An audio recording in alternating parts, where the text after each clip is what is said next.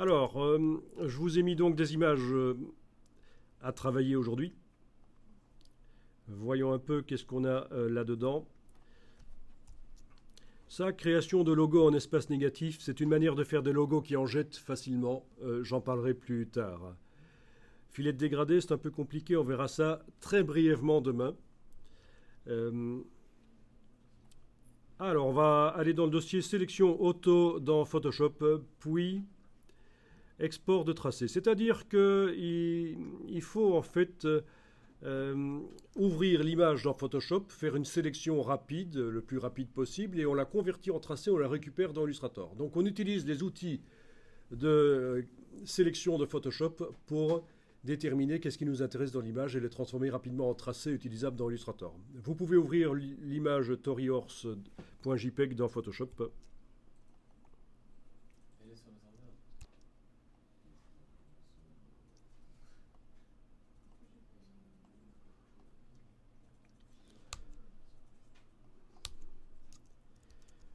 Voilà. Donc une bestiole, de la viande à lasagne. Alors, c'est une image qui a combien de pixels? Elle est minable en fait. 500 pixels sur 334. Il est possible que sur une image aussi petite, les outils ne fonctionnent pas nickel dans Photoshop. Donc on va aller dans le menu Image, taille de l'image.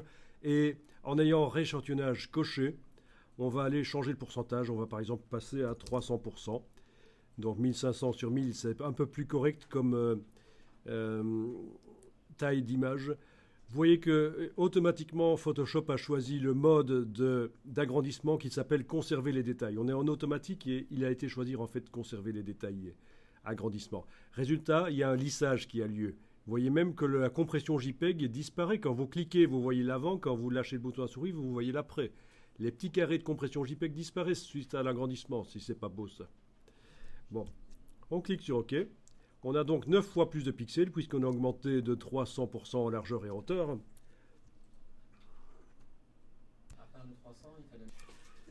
Alors, on va prendre l'outil de sélection rapide. On pourrait aller par sélection plage de couleurs. On pourrait démarrer d'une couche alpha. Ceux qui connaissent Photoshop savent que les sélections, on peut les faire rapidement de plein de manières différentes. Ici, je vais prendre l'outil de sélection rapide. Pour changer la taille de la brosse, c'est vrai que jusqu'à présent, je vous ai demandé d'aller au-dessus, mais ici, vous pouvez faire CTRL-ALT et avec le clic droit de la souris du PC ou clic gauche de la souris du Mac, vous modifiez le diamètre. Donc, c'est CTRL-ALT sur le clavier, qu'on soit sur un Mac ou sur un PC, et avec le clic droit de la souris du PC ou le clic gauche du Mac, vous modifiez le diamètre. Voilà, et vous allez sélectionner la bestiole. Parfois, on a plus intérêt à sélectionner le décor autour et puis faire sélection intervertir. Ça, il faut le savoir, ça fonctionne parfois comme ça. N'hésitez pas pour les petites papates à prendre un outil plus petit. Avec la touche Alt, vous pouvez aller creuser si ça a sélectionné trop. Voilà.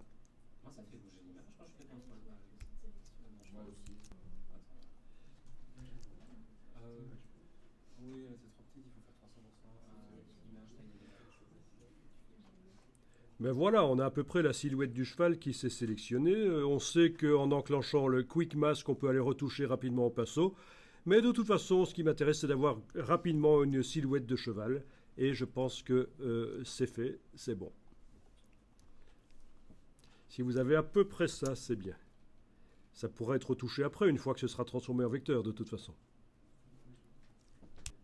Bien entendu, avec un clip art, on ferait différemment. On le vectoriserait peut-être dans Illustrator. Mais là, vectoriser dans Illustrator n'a aucun sens. Illustrator ne va pas voir la différence entre le cheval et le décor derrière. Donc là, on voit l'utilisation de Photoshop en renfort de Illustrator. Mais bien entendu, si vous ne connaissez pas encore Photoshop, il va falloir s'y mettre si vous voulez vraiment multiplier vos possibilités parce que les logiciels sont complémentaires.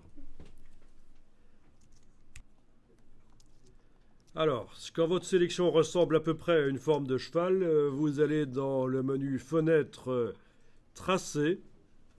Donc, vous allez chercher la palette des tracés que j'ai détachée ici en la prenant par son onglet. La palette des tracés est actuellement vide. Eh bien, je vais transformer la sélection en un tracé. Si vous voulez, par sécurité, vous pouvez aussi mémoriser la sélection, menu sélection mémoriser. OK. Et donc, dans le bas de la palette des couches, vous avez la sélection qui s'y trouve. C'est juste un petit plus au cas où on foire. On a mémorisé la sélection sous forme de pixels en faisant sélection mémorisée. Bien, mais ce n'est pas obligatoire. En tout cas, cette sélection qui est actuellement active sur l'image, je vais la convertir en un tracé en allant dans le menu de la palette des tracés et demander convertir en tracé. À partir de là, vous avez un réglage de tolérance qui apparaît. Ça va de 0,5 à 10. On va essayer 10 éventuellement. OK. Et voilà votre tracé avec une tolérance de 10, c'est-à-dire qu'il est très simplifié. Il est composé de peu de points par rapport à ce que la sélection était. Si vous voulez mieux voir le tracé par-dessus l'image, vous pouvez dans la palette des couches, menu fenêtre couche, enlever l'œil en face d'une couche ou l'autre. Voilà. Menu fenêtre couche, vous pouvez enlever l'œil en face d'une couche ou l'autre. J'enlève l'œil en face de la couche verte dans la palette des couches et je vois peut-être un peu mieux mon tracé. Donc ça, c'est une conversion avec une tolérance de 10. Il y a peu de points.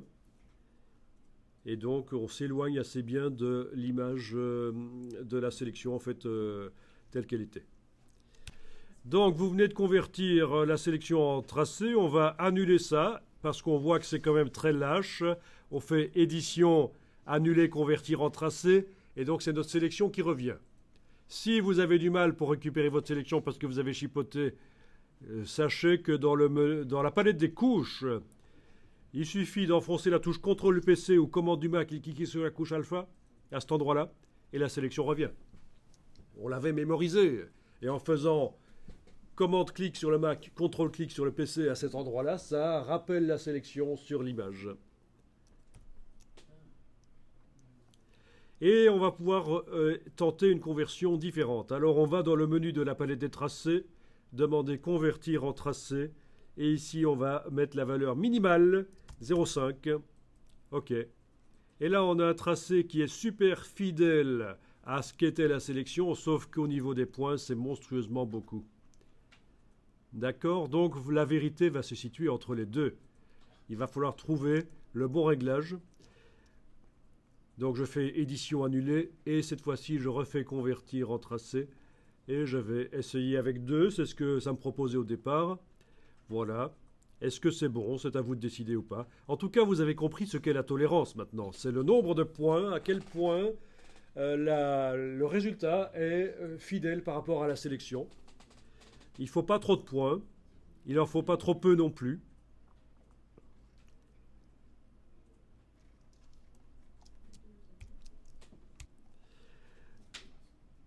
Et donc voilà, je vais enregistrer le fichier.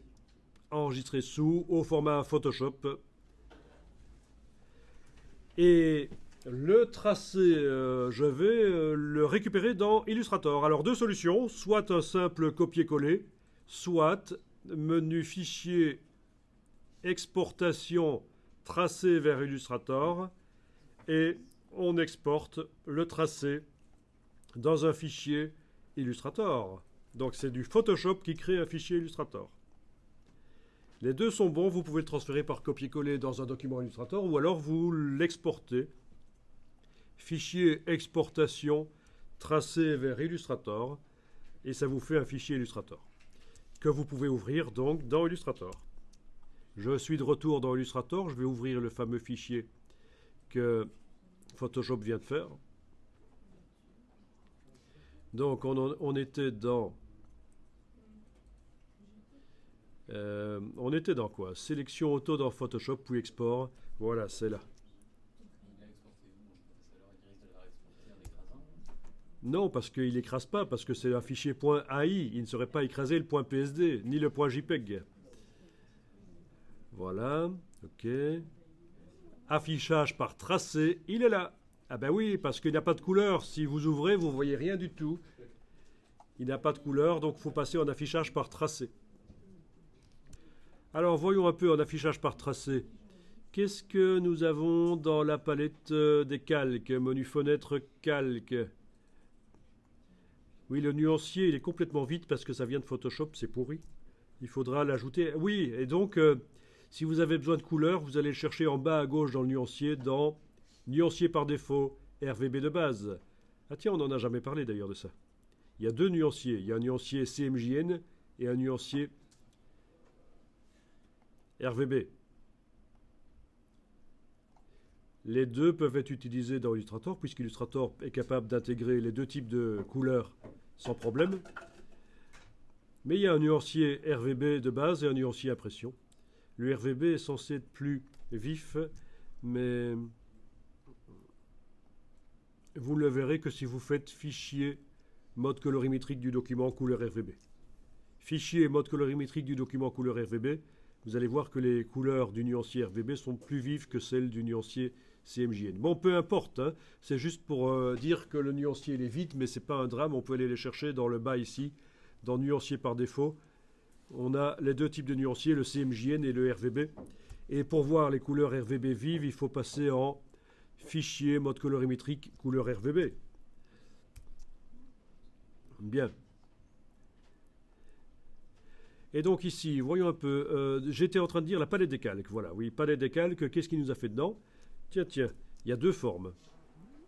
Ça, c'est quoi? Ça, c'est l'espace interpath.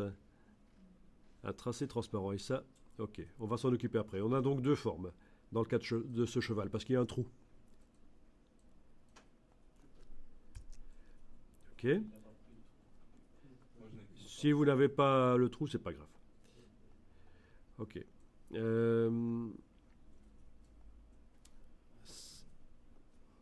Et ça, c'est quoi?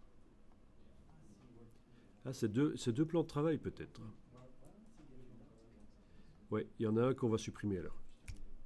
Avec l'outil plan de travail. Ah oui, c'est ça. Outil plan de travail, il y a deux plans de travail. Quelle misère. Il y a celui de Photoshop et celui d'Illustrator, à mon avis. Donc, outil plan de travail, vous pouvez aller sélectionner un des deux plans de travail et touche suppression. Voilà.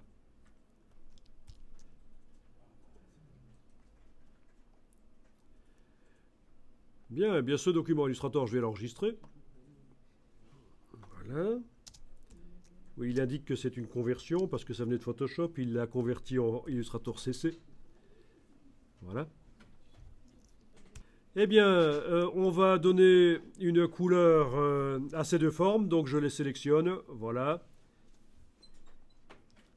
Oui, on a le cadre de sélection qui est affiché. Affichage, masquer le cadre de sélection. Je viens de faire affichage, masquer le cadre de sélection parce que je trouve que c'est perturbant d'avoir ce cadre de sélection. Voilà, donc je sélectionne mes deux formes et je leur mets une couleur que je vais aller chercher dans le nuancier. Où est-ce que je les ai mis, les nuanciers d'ailleurs? Menu, fenêtre...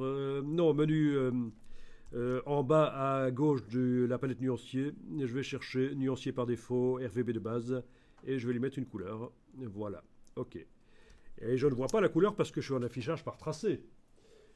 C'est marqué là sur la barre de titre d'ailleurs, quand on n'est pas en mode plein écran, il est marqué contour.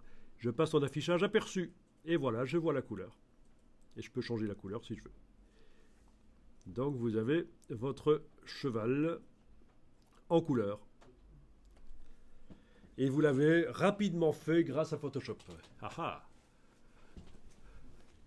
Donc c'était ce qu'il fallait apprendre ici. C'est qu'on peut rapidement faire une sélection dans Photoshop sur quelque chose, la convertir en tracé, la récupérer dans Illustrator. Bien. Alors pour faire le trou, ceux qui en ont un, ben, il faut que les deux formes soient sélectionnées et on va les mettre au même niveau. Et ces deux objets-là qu'on voit doivent devenir un seul, au même niveau de construction. On va dans le menu Objet, Tracé transparent, Créer. Objet, Tracé transparent, Créer. Résultat, dans la palette des calques, on n'a plus qu'un seul objet au lieu de deux. Et on a un trou qui est là.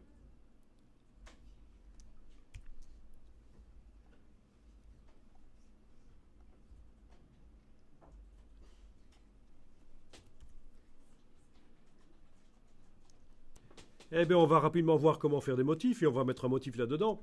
Je vous propose de faire un motif avec des spirales et des triangles et mettre ça dans la forme du cheval.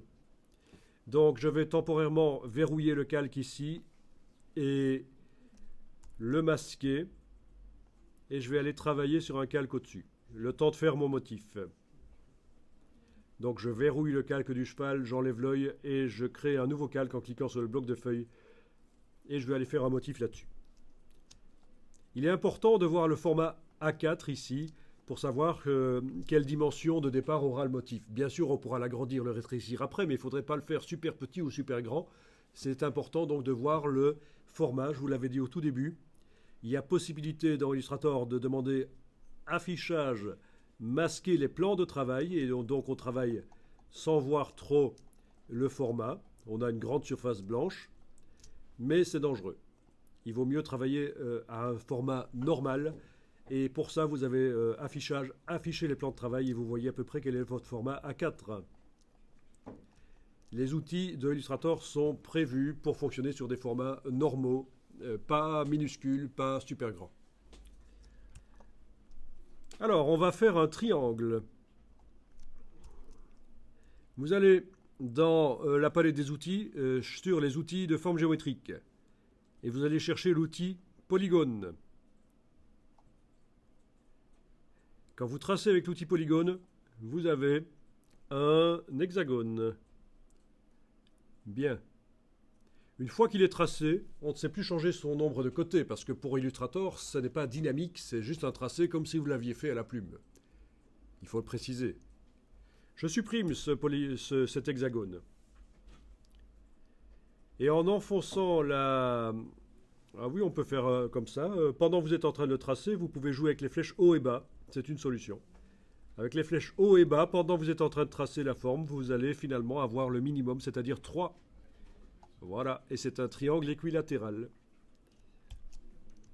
Ok, alors j'y vais rapidement. Je vais lui donner une couleur de fond. Je vais, avec la flèche noire, le déplacer. Avec l'outil de transformation manuelle, le tourner et lui donner une autre couleur. Voilà. Avec la flèche noire, je vais le déplacer en enfonçant la touche Alt. Avec l'outil de transformation, je vais le tourner et lui donner une autre couleur de fond. Et voilà, vous avez donc déjà la base d'un motif. Hein. On ne va pas faire un truc extraordinaire au début. Le but est de comprendre comment ça fonctionne. Voilà. Pour le dupliquer, c'est Alt. Donc pour faire une copie, c'est Alt pendant qu'on le déplace avec la flèche noire. Ça fonctionne comme ça dans tous les logiciels Adobe. Bien, bon, ben, j'ai pas changé la taille des triangles, j'aurais pu, mais bon, c'est juste pour faire un motif, pour comprendre comment ça fonctionne. Alors, on va les sélectionner tous les 3 avec la flèche noire, et on va les déplacer dans la palette nuancier. Et en fait, on a déplacé un motif. Ce n'est pas des nuances de couleurs qu'on a mis dans le nuancier, c'est un motif.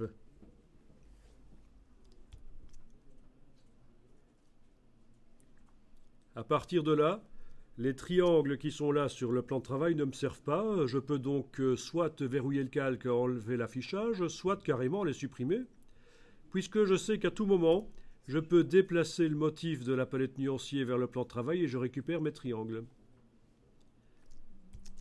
Ok, donc là je les supprime du plan de travail, puisque j'ai vu que je peux les récupérer quand je veux. Alors voilà, je vais maintenant tester sur mon cheval. Réaffichons le cheval, déverrouillons, sélectionnons la forme, mettons le motif. Et voilà. Donc c'est déverrouiller, afficher, sélectionner la forme du cheval et mettre le motif. La dimension du motif, on en a déjà parlé, mais on va en reparler ici. Vous avez l'outil, pendant que vous avez le cheval sélectionné là, vous avez l'outil mise à échelle. Vous double-cliquez sur lui. Vous double-cliquez sur lui et dans la boîte qui s'ouvre, il faut décocher transformation d'objet parce que ce n'est pas la dimension du cheval que je veux changer, c'est la dimension du motif. Donc je décoche transformation d'objet. Forcément, on passe en transformation de motif, sinon ça voudrait dire qu'on ne transforme rien. Et je vais indiquer ici, par exemple, 25, touche tabulation. Case aperçu coché, ce sera mieux. Et voilà, j'ai le motif à 25% de sa taille. Parfait.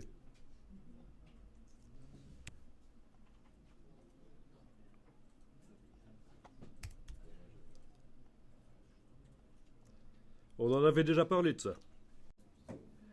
Alors voilà, vous avez la possibilité, parce qu'actuellement le motif se répète côte à côte. Il n'y a pas de motifs qui se superposent l'un à l'autre. Les répétitions ne se superposent pas les unes aux autres. On va double-cliquer sur l'icône du motif dans la palette nuancier. Et à partir de là, le motif est visible comme ceci. On est passé en mode isolation sur le motif. On voit le fil d'Ariane là. On vient donc de double-cliquer sur le motif dans la palette nuancier. Et vous avez la palette options de motifs qui apparaît. C'est apparu avec C6. Avant C6, vous n'avez pas ça. On est en combien chez vous ici au niveau des copies? 5 x 3 aussi? Bon, c'est vous qui voyez combien de fois vous voulez le visualiser, même 9 x 9, c'est bien. Estompage des copies, vous pouvez estomper les copies, c'est-à-dire que le motif réel à la base de tout est visible normal et les autres sont visibles estompés, comme ça par exemple. Bon, c'est vous qui voyez comment vous voulez régler les choses, mais je vous explique comment ça marche. Et puis vous avez ici la largeur et aussi la grille. Pour l'instant, c'est des motifs qui se répètent de manière très rangée, très régulière. Vous pouvez décaler les répétitions, faire des motifs en quinconce, donc c'est brique par colonne ou brique par rangée. Vous avez même les hexagones. Ok. Donc c'est à vous de voir, mais dans le cas de ces triangles ici, ça n'a pas une importance énorme. Et alors vous avez la possibilité de diminuer ici 100, 80. Vous voyez ce qui se passe? Ils se superposent. Ils se superposent les uns aux autres.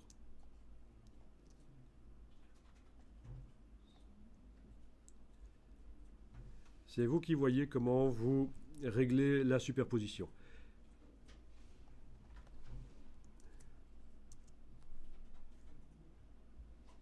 Bon, j'ai peut-être intérêt à ne pas estomper les copies pour voir quand même un peu mieux ce que ça fait. Voilà.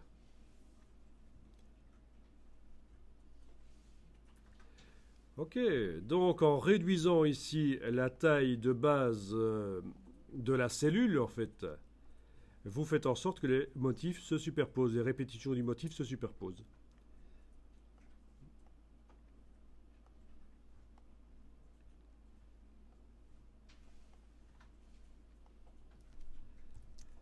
Alors c'est un peu empirique, mais voilà, il faut tester.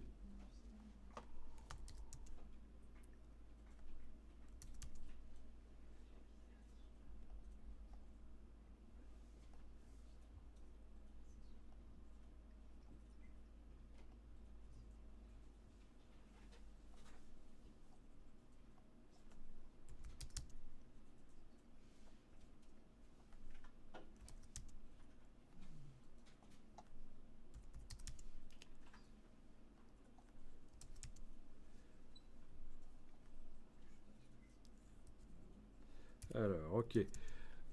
Bon. Ensuite, vous avez la possibilité de décider comment ils se chevauchent. Est-ce que ce sont ceux de gauche qui se superposent à ceux de droite? On parle des répétitions des motifs ici. Est-ce que c'est la répétition de gauche qui se superpose à celle de droite, ou est-ce que c'est l'inverse, celle de droite qui se superpose à celle de gauche? Est-ce que c'est la répétition du haut qui se superpose à celle du bas, ou celle du bas qui se superpose à celle du haut? Donc il faut tester, et vous voyez que ça change les choses au niveau de la manière dont ça apparaît. Voilà. Alors rien n'empêche d'aller changer en cours de route les couleurs du motif, voire même sa couleur de contour, si on veut, son épaisseur de contour. Voilà, vous pouvez aller changer les choses en cours de route, il n'y a pas de problème.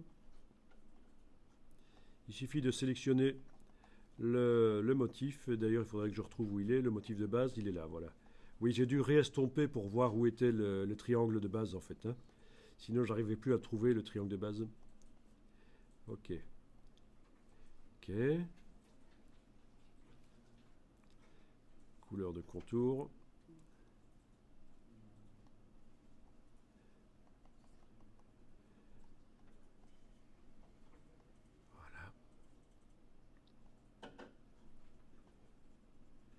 Voilà. Enfin, vous avez compris à peu près le principe. La possibilité donc de gérer le chevauchement des motifs. Intéressant. Et donc, une fois que c'est fait, vous sortez de la modification du motif en prenant la petite flèche, là, le fil d'Ariane, et voilà, on est sorti. Et on a le motif qui est dans le cheval, mais il va falloir que je le redimensionne à nouveau par le double clic sur mise à échelle. Voilà.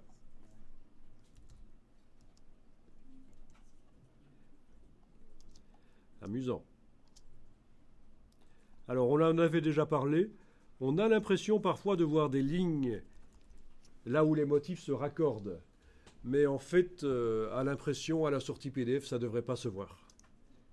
D'ailleurs, quand on zoome en arrière, à un certain moment, ça disparaît, puis ça réapparaît. Quand on zoome en avant, même, à un certain moment, ça va disparaître.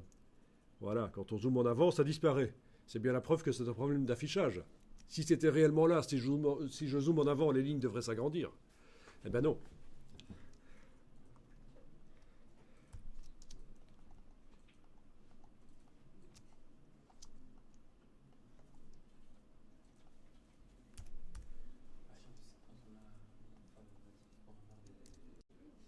Bien.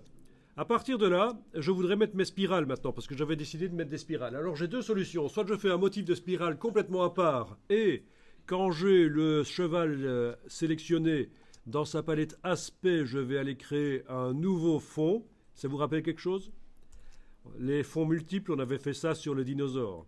Ajouter un nouveau fond, et puis je mets mon motif de spirale sur le nouveau fond, et ça va se mélanger. J'ai donc deux motifs sur deux fonds différents sur le même objet.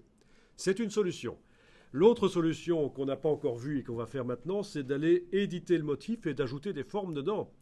Donc à nouveau, je double-clique sur le motif dans la palette nuancier, je le vois isolé, en grand, et là-dedans, je peux mettre des spirales comme je veux.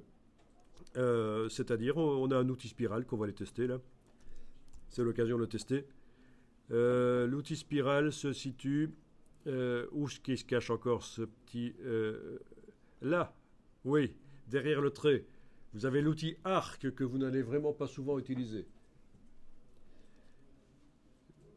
L'outil spirale, vous le voyez? Ok. Quand vous tracez sur l'image, cliquez et glissez. Pendant que j'ai le bouton de la souris enfoncé, vous avez les flèches haut et bas qui vous permettent de déterminer la longueur de la spirale. D'accord? Vous avez la touche contrôle qui vous permet de déterminer l'aspect de la spirale.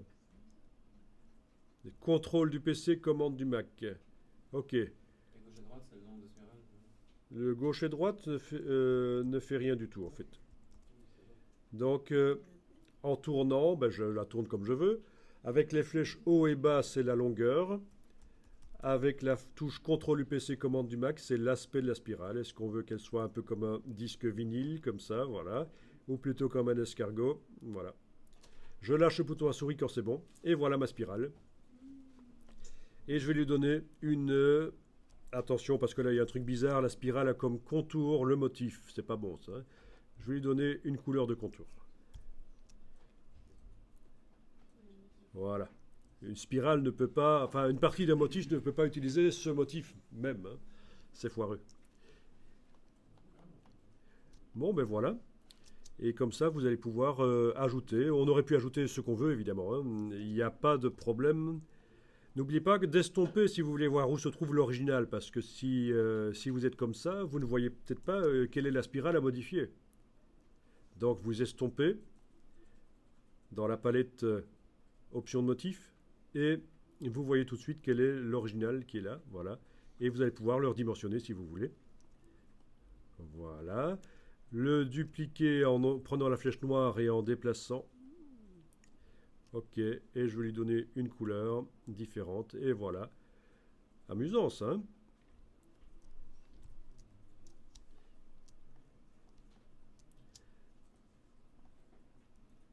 Dans l'empilement des objets, allons un peu voir dans la palette des calques. Les derniers objets arrivés se mettent par-dessus les autres. Oui. Donc les spirales sont par-dessus les triangles, forcément. Voilà. ben, vous pouvez faire passer une des spirales sous un des triangles. Vous pouvez imbriquer les uns dans les autres, comme ça, il n'y a pas de problème. Ok. Ça n'a pas l'air de marcher plus que ça, hein.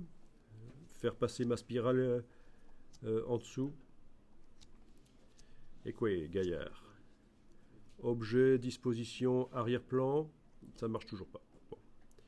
Eh bien, là j'ai juste un petit problème pour faire passer ma spirale sous les triangles. Ah oui, mais c'est parce qu'il faut qu'elle soit positionnée sous un vrai triangle original. Elle est loin là. Voilà, là. Ok, là ça marche. Elle est vraiment derrière. Ok. Bon, vous avez vu en gros comment faire des motifs. C'est amusant. Après, faire des choses sérieuses, il faut se concentrer un peu plus. Mais en gros, vous avez compris le principe. Je redouble-clique parce que je vais aller modifier la position de ma spirale à nouveau. Finalement, qu'elle soit cachée comme ça derrière le triangle complètement, c'est pas génial. Je vais plutôt la mettre comme ça. Je sors de là et voilà, c'est mieux comme ça. Ok. C'est du n'importe quoi, hein, des triangles et des spirales. Et pourtant, ça donne pas trop mal. Imaginez avec des choses qui représentent...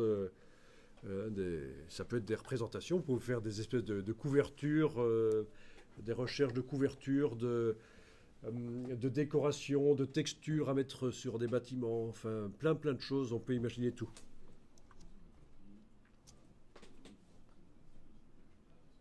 Et on n'a donc qu'un seul fond sur cet objet, cheval. Je n'ai mis qu'un seul fond. J'ai mis les deux types d'objets, triangle et spirale, dans le même motif ici.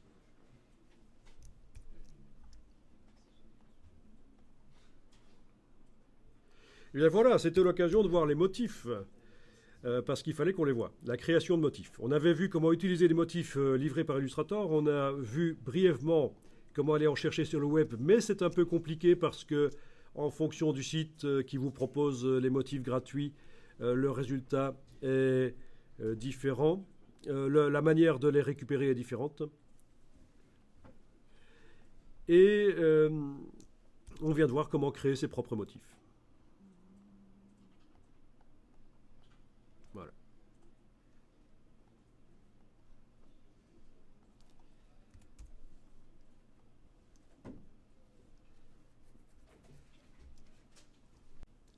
Alors, ce qui est compliqué avec Illustrator, c'est que c'est quand même assez bien technique. Et en même temps, c'est un logiciel qui est prévu pour faire des choses délirantes et graphiques. Donc, c'est un peu la quadrature du cercle, le grand écart. Il faut avoir la maîtrise technique du logiciel et il faut être débridé au niveau créatif. Il ne faut pas être trop carré. Il faut laisser une part au hasard dans ce qu'on fait. C'est pas si évident que ça. Et avoir une base en graphisme, avoir fait des études en graphisme peut aider. Si vous n'avez pas fait d'études en graphisme, il y a des solutions. Il existe des académies qui vous décoincent. Attention, il y a des bonnes académies et des mauvaises. Il faut trouver les bonnes. Eh oui, il y a des académies où c'est de l'occupationnel du troisième âge. Il y en a d'autres où il y a des gens passionnés qui sont vraiment là pour transmettre la démarche artistique. Donc il faut vraiment trouver les bonnes.